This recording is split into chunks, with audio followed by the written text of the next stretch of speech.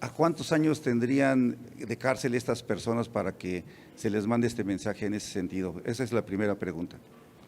7 a 9, entre 7 y 9 para que el promedio no sea menor a 5 y no alcancen libertad bajo fianza, Félix.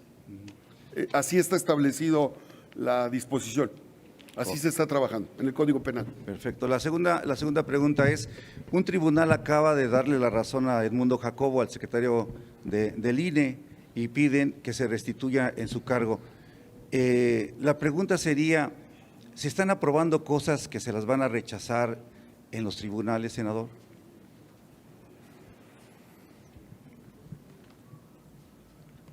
Me da vergüenza que el Poder Judicial se ponga de rodillas.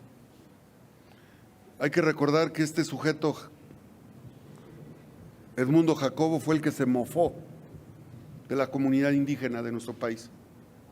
Estaban dialogando el presidente del INE y Edmundo Jacobo y hablaban de que tenían que ir a terapias psicológicas porque el léxico que utiliza un hermano indígena atrofiaba su formación académica e intelectual. Esos son estos sujetos, personajes que tienen fobia a la comunidad indígena, que son personajes que ofenden nuestro sentimiento pluricultural. Seguro no han leído el artículo 4 constitucional ellos, y seguro no han leído el artículo 1 y el artículo 2 de nuestra Constitución. Somos una nación pluricultural, pluriétnica, cosmopolita. Este sujeto, Edmundo Jacobo, debería pedirle perdón, debería de ofrecerle disculpas a la comunidad indígena. Si tuviera tantita dignidad, después de tener 15 años de ser mantenido por indígenas, porque lo han mantenido indígenas que pagan su sueldo, debería de ofrecer disculpas a la comunidad indígena por haber sido parte de una mofa contra la comunidad indígena. No tiene por qué mantenerlo de por vida el pueblo de México. Es una vergüenza que un sujeto que se burla del lenguaje indígena todavía se ampare, y es una vergüenza que el juez que le otorgó este amparo también sea es la parte de las instituciones que hay que limpiar. El poder político se somete al poder económico. A mí me da vergüenza. Digo, no voy a poner a defenderlo, pero él tiene sus derechos laborales y el que lo haga. Pero el otro tema sería, hoy en Matamoros aparecen 5 sicarios asesinados por un cártel que pide disculpas. No sé si eso mande un mensaje de que si hay un pacto con el gobierno, porque dice que ellos no se comportan así, o qué va a pasar ahí, si así se van a solucionar las cosas, que los propios cárteles ajusticien a sus propios sicarios. Hoy el presidente Andrés Manuel, en ese famoso búnker que le costó a los mexicanos miles de millones de pesos, comentó que el poder de la presidencia se convirtió en un aliado de los grupos delictivos, vergonzosamente. El secretario de Seguridad del país, con todo el poder económico, empleado, socio, cómplice de los grupos delictivos que azotan, que lastiman, que dañan la dignidad, que ponen en riesgo la vida de mujeres, de niños en las escuelas. ¿Hasta dónde la patria tiene que sufrir el abuso del poder? No podemos acostumbrarnos a que una autoridad, a un presidente, a un senador, a un diputado, a un gobernante, sea cómplice de los delincuentes. Y hoy el presidente comentó con toda vehemencia, y yo lo respaldo, que fue tal el grado de complicidad que fue condecorado por las propias autoridades estadounidenses. condecorado el delincuente que desde el poder violentó el derecho de hacer justicia que le compete por el bien de las y los mexicanos. Qué impotencia para un padre de familia saber que el secretario de Seguridad Pública de su país es cómplice de los delincuentes. Qué impotencia para una madre de familia que tiene que denunciar a un narcotraficante sabiendo que el secretario de Seguridad de su país es socio cómplice. Porque además construyeron ese búnker y lo construyeron ellos mismos. Es el negocio. Es cuando me refiero que los que estemos en un cargo público debemos de tener amor a la patria. Amor. ¿Qué es amor? Que nuestro interés personal, legítimo, no se anteponga al interés del país cuando estás en un cargo público. Porque cuando una persona busca un cargo público y tiene su interés personal de su negocio, de su empresa, lo primero que llega al cargo es hacer negocios, a robarse el dinero, a endeudar a su estado, a endeudar a su país, a someter al poder ejecutivo, a someter al poder judicial, a ser cómplice, a hacer empresas fantasmas. Eso nos grita la gente en la calle. Eso nos dice la gente en la calle. Yo camino en Puebla cada semana y la gente nos dice: no permitan la corrupción, el abuso del poder, paren estos delincuentes, hagan algo. La población vive frustración cuando ve que una autoridad con vehemencia se vuelve cómplice. Vehemencia, se vuelve cómplice de los delincuentes. Estaba viendo la mañanera y por un lado este socio de las empresas militares es un socio, como hubo en el Senado socios de las factureras, socios de la industria militar en Estados Unidos son congresistas. No defienden a Estados Unidos, defienden su negocio, se eligen para hacer negocio, se eligen congresistas para hacer negocios y nos amenazan que nos van a invadir. Claro que hace el correcto el presidente de la República. Vamos a hablarles a nuestros hermanos migrantes. Voy a encabezar un movimiento yo también con los poblanos, 2.5 millones de poblanos, y les voy a decir: ¿cómo que nos van a invadir? Si ellos son los responsables de que el fentanilo, la sustancia del fentanilo llegue a su país, porque mandan armas, venden, es un negocio vender armas y protegen, van matando personas en nuestro territorio para que puedan llegar sus sustancias para contaminar la vida y la salud de los jóvenes. ¿Qué mente criminal? Es una mente criminal. Ese congresista tiene mente criminal porque piensa invadir. ¿Y qué? Cuando invaden a un país no hay muertos, o no mueren las personas cuando invades un país. Sí. Es una mente criminal. Es una mente criminal que al ser socio de la industria armamentista, el arma no son cerbatanas, pero no son charpes, senador, nada más no son pistolas de agua. Cada bala que sale de una arma de un socio congresista puede lacerar la vida de una persona. Sí. Es un criminal, senador, ese congresista. Pero nada más quisiera que me precises lo que está pasando en Matamoros. Es decir, García Luna ya está en la cárcel, los empresarios de las armas ya sabemos, bueno, pero si así nos vamos a llevar, es decir, si los cárteles son los que van a mandar en las regiones, si hay un pacto ahí, senador. Ya me acordé de eso que ibas a decir, que me preguntaste. Entonces el presidente comentó que ¿por qué empezó todo esto? ¿Por qué empezó todo esto? porque el ilegítimo se puso un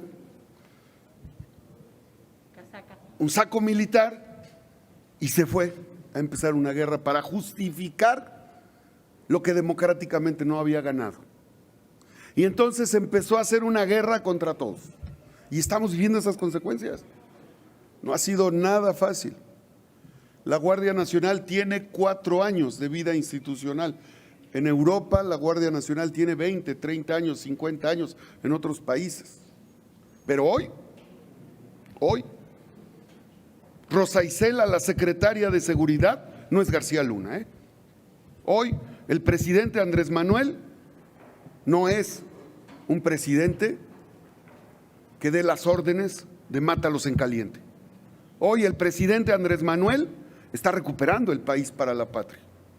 Pero tampoco se trata de justificar el pasado, pero eso es lo que nos dejaron en el país. No vamos a dejar de decir que hoy los mexicanos pagamos 4 veces el costo de una refinería en servicio de la deuda a empresas financieras extranjeras. Y esa es la deuda, esa es la herencia. Entonces, claro, están haciendo la labor, están trabajando.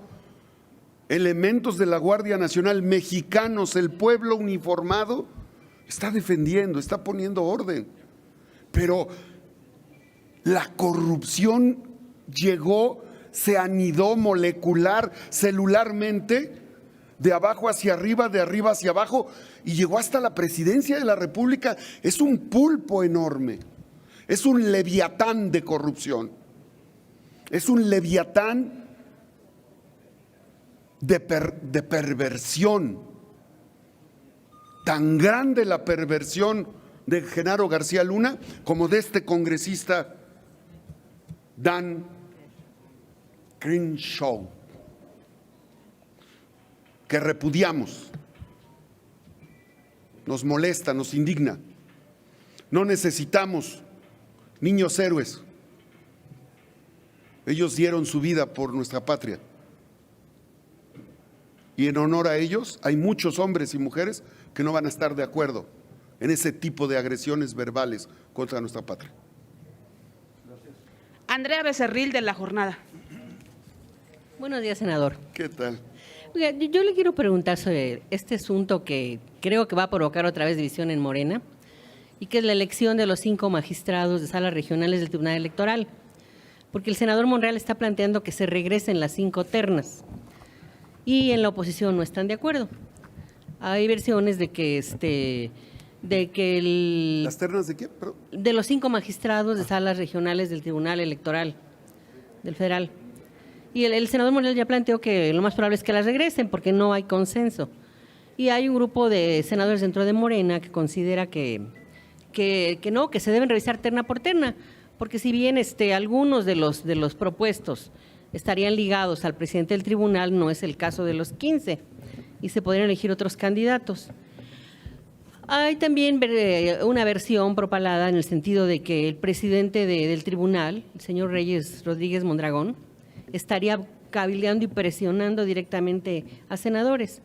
¿Qué sabe usted de eso y cuál es su opinión sobre esta posibilidad de que se regresen las ternas? Pese que hay candidatos que sí valen la pena, que no son totalmente gente de la estructura que está enquistada en el Tribunal Electoral. Gracias, Andrea. Sí he estado enterado, es un tema que lleva la senadora Olga Sánchez Cordero, que lleva el coordinador, senador Ricardo Monreal, y que varios compañeros están procesando con la Junta de Coordinación Política. Es un tema complejo, sí es un tema muy complejo, que si no hay consenso, como tú sabes, se necesitan 2/3 partes. Entonces, los consensos en 2/3 partes son complicados, como viste o como vieron lo complicado que llevó integrar a los consejeros que estaban pendientes por el Instituto de Transparencia. Fue muy complejo. Fue complejo porque a lo mejor nosotros que estamos en las reuniones internas se percibe ese jaloneo, ¿no? Que muchas veces no se conoce. Es una tarea de verdad muy complicada, porque son 2/3 partes. Entonces, yo estoy atento, no tengo mayor opinión más que decir que sí, como bien dices, es muy complejo. Tienen que ponerse de acuerdo y en una votación de 2/3 partes tienen que ceder. Si no ceden de un lado y de otro, no logran la negociación. Claro, pero ayer el coordinador del PRI y senadores del PAN dijeron que están dispuestos. Entonces, por eso extraña la actitud del senador Monreal, porque ellos dijeron que cualquiera de los 15 candidatos puede ser. O sea, que no es de imponer al secretario de cuenta personal del presidente del tribunal o alguien que esté ligado a la ministra o tal hora. Entonces, ahí suena raro que no se busque realmente ese consenso y se pretenda regresar las ternas, sobre todo porque la Corte hizo un trabajo exhaustivo. De 30 candidatos eligió a los 15 mejores, y si rechazan estos 15 mejores, pues le va a mandar a los otros 15 que obtuvieron menos calificaciones, pero que al parecer uno de ellos tiene especial importancia para Morena, y por eso quieren regresarlos. Esas son las versiones que hay en los pasillos ahí de las bancadas. Te agradezco que me nutras de esa No, pero información. ¿qué opinas? ¿Sí sería ético hacer algo así? ¿Regresar la terna solo porque no está un candidato que Morena querría o que alguien de Morena querría? Es muy importante lo que comentas. Insisto, es muy complejo.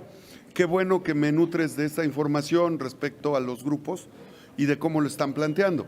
Yo estoy convencido de que tienen que dialogar y es una cancha que ellos tienen. Yo estaré atento en este caso, estaré atento a que procesen la información y nos la hagan llegar a la mesa directiva. Sí hay que avanzar, pero hay que lograr el consenso. Senador, y por otro lado, el presidente ¿cuánto le queda al presidente para vetar a los 2 comisionados que nombraron o para que ya los avale y ya puedan tomar protesta? Creo que el día 2 mandaron la notificación al presidente. Son 10 días hábiles. 10 días hábiles. Sí, estamos en espera. Yo creo que es la próxima semana, ¿eh? Ahorita hago números, pero sí estamos en tiempo para que se proceda, se llame y se les tome protesta. Sí, lo tengo claro. Gracias. Solo me falta la precisión del día. Okay. Gracias, Andrea. Carlos Guzmán, de CMX Noticias, le escribe: ¿qué hará el Senado tras lo dicho hoy por el presidente López Obrador, tras la intención de que México pueda acudir a la ONU de prosperar la iniciativa de legisladores republicanos de autorizar el uso del ejército de Estados Unidos para combatir el tráfico de fentanilo y a cárteles en territorio nacional? Es correcto acudir a la Organización de Naciones Unidas, es correcto. Y para nosotros es indignante, insisto, que un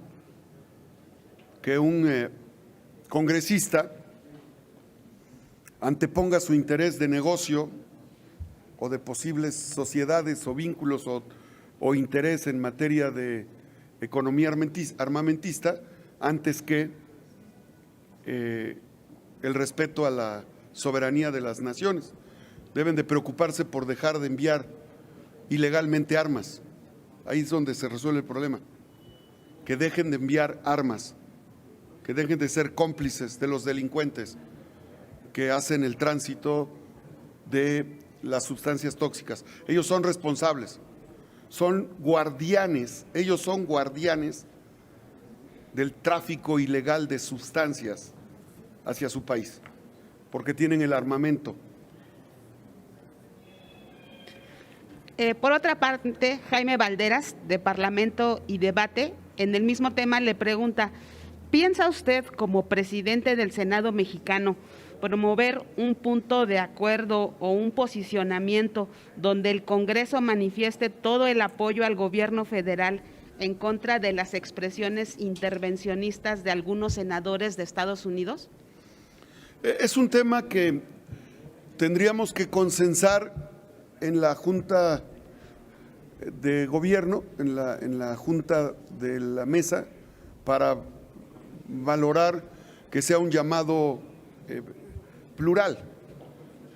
Como senador que proviene de una comunidad migrante en Matamoros, Puebla, todo el respaldo al presidente de la República para hacerle un llamado a nuestros hermanos en la Unión Americana para que repudien este tipo de actos y expresiones intervencionistas que están disfrazadas de una lucha contra el narcotráfico, pero que de fondo persiguen el negocio de la venta de armas ilegal de ellos, que es negocio lucrativo hacia nuestro país. Por otra parte, Rubén Arismendi, de Reporte Índigo, él le insiste en una respuesta sobre qué opina usted de la ejecución que realizó el Cártel del Golfo a sus propios sicarios por secuestrar a 4 estadounidenses, de los cuales mataron a 2. No conozco el código de los narcotraficantes, desconozco, no podría contestarle. Aplicación a la ley. Muy bien. Y finalmente, Alejandro Camacho, de Punto Aéreo, le envía 2 preguntas. La primera pregunta es en relación a la instalación de la empresa Tesla en Nuevo León. Él le pregunta que qué tanto impactará el medio ambiente de esta región, la instalación de esta empresa, y si Tesla ya presentó un proyecto para la producción de agua propia para evitar la erosión de los mantos hídricos de ese estado. Le agradezco a Alejandro Camacho y voy a solicitar la información técnica. Es un tema que requiere de mucha seriedad, de mucha profundidad para saber. Tengo entendido que el Gobierno de la República, el Gobierno del Estado de Nuevo León, los entes públicos que tienen que ver con la extracción de minerales, tierras raras, ya están en esa mesa de trabajo y yo estoy seguro que tendremos información puntual que darle a Alejandro Camacho para no incurrir en una apreciación subjetiva de un tema tan importante y tan trascendente para el desarrollo industrial de litio en nuestro país. Y la segunda pregunta de Alejandro Camacho, y también la última ya de esta conferencia, es: en las partes bajas y medias de los volcanes Popo e Itzta, la deforestación empieza a causar estragos en los mantos hídricos de los estados de Puebla y México, lo cual está afectando a los campos agrícolas de ambos estados. ¿Cuál es su propuesta para detener la tala ilegal de estos bosques que provocan la escasez de tan importante líquido? Gracias, Alejandro. Qué importante que me permitas retomar el tema.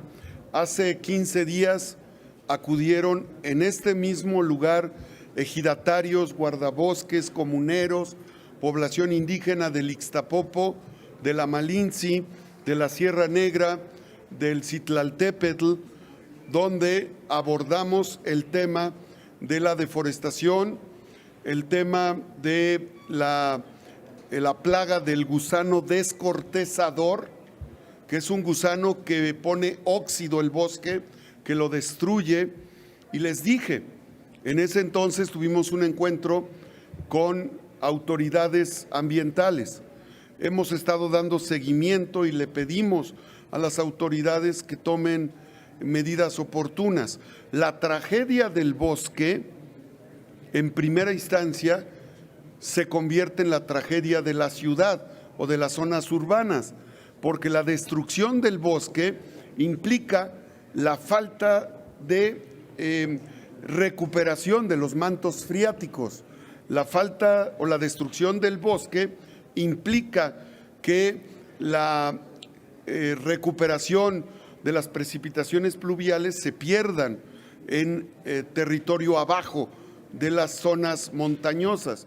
Puebla posee las zonas montañosas más altas de la República y lamentablemente la afectación por la tala ilegal y la afectación por el gusano descortezador ha cobrado vida de superficies superiores a más de 280,000 hectáreas de suelo boscoso en 10 estados de la República, fundamentalmente Puebla, Oaxaca, Veracruz, Jalisco, sin duda Chiapas, Guerrero, y para nosotros es muy importante que es Estado de México, desde luego, y por eso hicimos un llamado hace 15 días para que se atienda la plaga del gusano descortezador que está lacerando los bosques. El esfuerzo que hace el presidente de la República, Andrés Manuel López Obrador, es inédito en materia de reforestación con el programa Sembrando Vida, pero necesitan sus autoridades, los colaboradores del presidente, atender la plaga del gusano descortezador y en esta época de secas, los incendios forestales y la tala ilegal, sin duda. No hay omisión de nuestra parte. En lo personal llevo 27 años haciendo actividades forestales y la lucha contra la deforestación lo tenemos que hacer.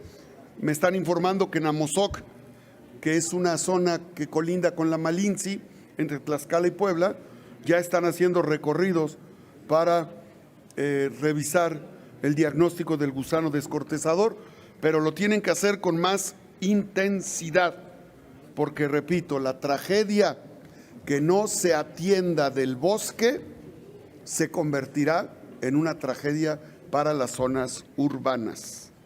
Gracias. Gracias a ustedes, buen día. A usted, presidente, gracias, buenas tardes.